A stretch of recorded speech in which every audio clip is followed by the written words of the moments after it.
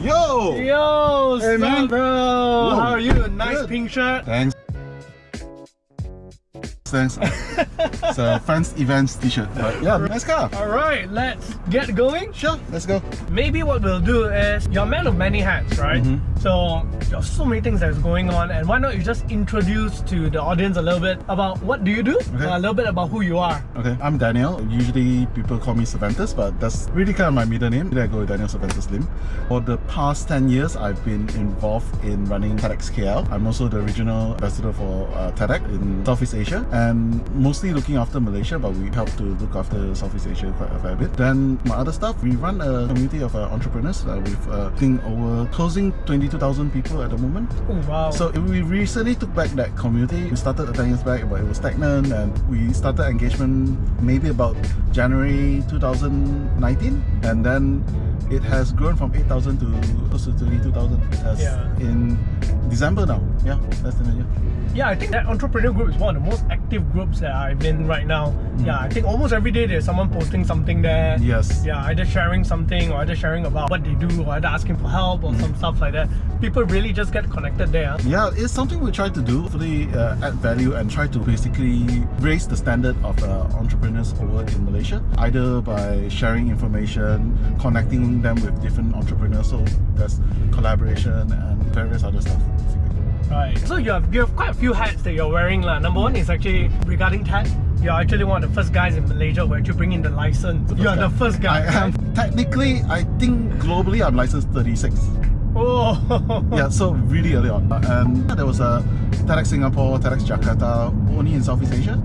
So the community is really small. Basically, the global organizer is less than 50 people right now. So over the last 10 years running TED in Malaysia, what are some of the most interesting speakers that you've come across? To be honest, I think nothing beats your first event. We were really fortunate that our first event we had Yasmin Ahmad.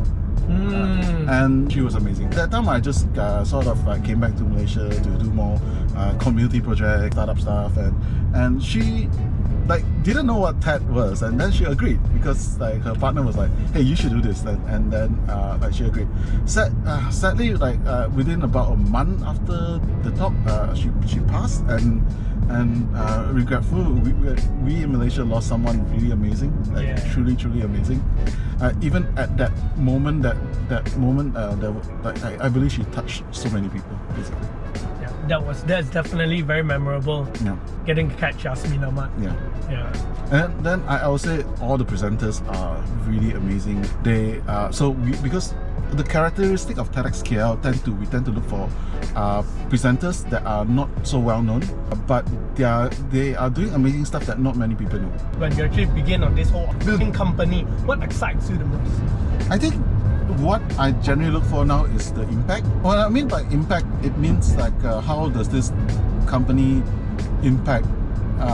Because every single business comes from an idea, and every single idea tends to actually impact people either positively or negatively. And so what we want to try to do basically is to at least the next generation, the next series of projects that I want to do ultimately creates a much more positive impact that is not just solving a problem for them, but what can the whole company brings into the picture. Give you a good example. Recently we just came back from I was part of the Alibaba Business School. And I was about to ask you that as well. Yeah, and the impact in terms of the financial impact, that how Alibaba is generally helping business to make business easier, but they never imagined that they are now helping some of the most remote, poorest region in China start selling their produce and stuff online. And so they generated income for we went to this village called the Pioneer Village. It's about 45 minutes away from Alibaba's HQ in Hangzhou. And that village used to be so poor. You only get delivery once a week. That village used to be so poor that people outside of the village did not want to marry into that village. Oh, it's like that poor. But when we went there are people who were driving fancy cars, multi-million-dollar houses, and etc. And it all changed because they all started adopting e-commerce and start selling produce. But the funny thing is, they are all selling a same produce. Like it's just chestnut. Okay. Sorry, not chestnut. Nut. It's chestnut. Yes. So that whole village basically produced chestnut. Okay. And the guy that started it first was the other people wasn't jealous about it, but they're like, hey, that's your money. So you keep your own money, but I want you to, if you can, share with us how do you make the money. And he did, and so he actually trained a whole bunch of competitors in a way. But looking at that village was like mind-boggling, just to see like there's a whole village that there's a significant percentage of people there, I think, that have this e-commerce business that hires and employs fellow villagers in this. Right. So that creates such a positive ripple effect that it's not a social enterprise, but it empowers the whole community to a certain extent. Right. That now there is like there's actually a business center where there is a same day delivery. People are living much more productive life. Right. There are youth like coming back to the village. Oh, wow. Yeah, because there's so much opportunity in the village now. That's what I mean by impact. Wow. I believe that business can really change people's life. Yeah. And it's not just about making the business owner himself rich, but it's also about giving employment opportunity to other people. And if the business owner is fair enough and willing to share his resources, very often you can also make corporate entrepreneurs. Yeah, people who may not have the risk to actually start their own business, but are more than willing and happy to help you expand your business and get a share of it as well. Yeah. So I think that's a great thing. It gets me excited as well if we can build such kind of business. Yeah, but this is not even talking about the employees of the company. These are talking about like end user of the company, that the impact is so significant that it just ripples out. Every company that you generally have three things. Okay, you have your customer, you have your customer or end user, you have staff, your workforce, and lastly you have your investor. And usually your ability to impact all of them is to a certain degree, like the most amount of wealth is generally created throughout the investor. But like what the stuff can be done that you actually create opportunities for your end users, that empower them to actually either start their own business or empower to live more productive life, to live more impactful life. Right. Looking of improving the quality of life to a significant percentage.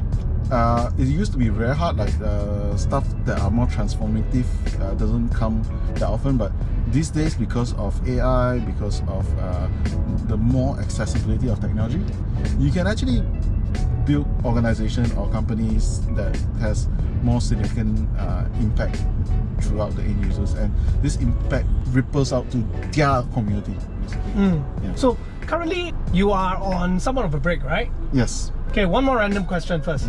What do you think when I put together the word entrepreneurship and freedom? I think entrepreneurs lack freedom. So very funnily, because a lot of people want to pursue entrepreneurship because they think, I will have much free time and etc.